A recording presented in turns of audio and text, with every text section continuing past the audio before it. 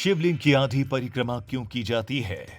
दोस्तों, भोलेनाथ के भक्त सच्ची श्रद्धा से उनकी भक्ति और शिवलिंग की परिक्रमा करते हैं। लेकिन क्या कभी आपने सोचा है कि शिव शंकर की शिवलिंग की आधी परिक्रमा ही क्यों की जाती है? बता दें, शिव पुराण के साथ कई और शास्त्रों में शिवलिंग की आधी परिक्रमा करने का ही विधान बताया गया है। ऐसा करने के पीछे भी कारण है। माना जाता है कि धार्मिक रूप से शिवलिंग को शिव और शक्ति दोनों की सम्मिलित ऊर्जा का प्रतीक माना जाता है। यही कारण है कि इसमें लगातार जल चढ़ाया जाता है ताकि शिवलिंग की गर्म तासीर को सामान्य किया जा सके। इस जल को अत्यंत पवित्र माना जाता है और ये जल जिस मार्ग से निकलता है उसे निर्मली या जलाधारी कहा जाता है।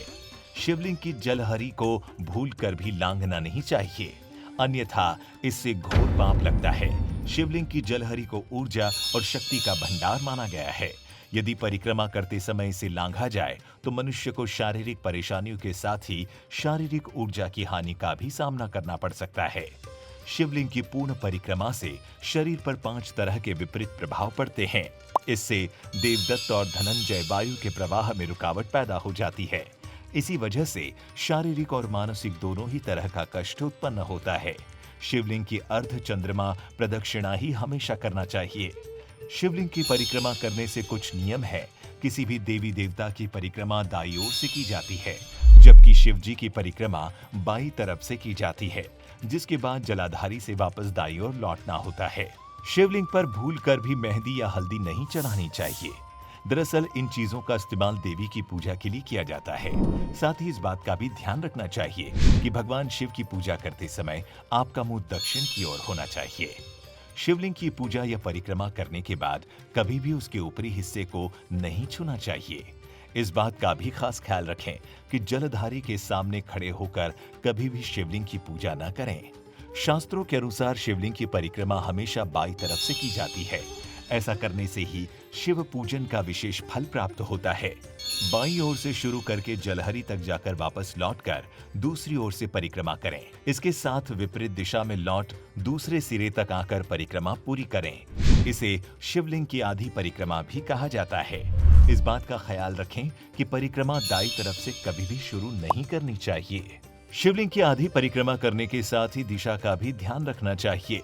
साथ ही जलाधारी तक जाकर वापस लौटकर दूसरी ओर से परिक्रमा करनी चाहिए। कहा जाता है कि कहीं कहीं पर शिवलिंग पर चढ़ाया हुआ जल सीधे भूमि में चला जाता है या कहीं कहीं जलाधारी ढकी हुई होती है।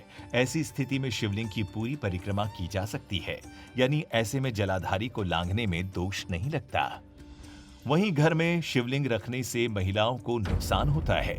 माना जाता है कि शिवलिंग से निकलने वाली गर्म ऊर्जा सही नहीं होती।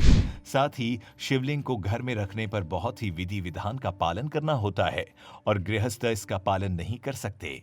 यही कारण है कि घर में शिवलिंग रखने से सिर दर्द, स्त्री रोग, जोड़ों में दर्द, अशांत मन, गृह कलेश, आर्थिक अस्थितियां बढ़ती हैं।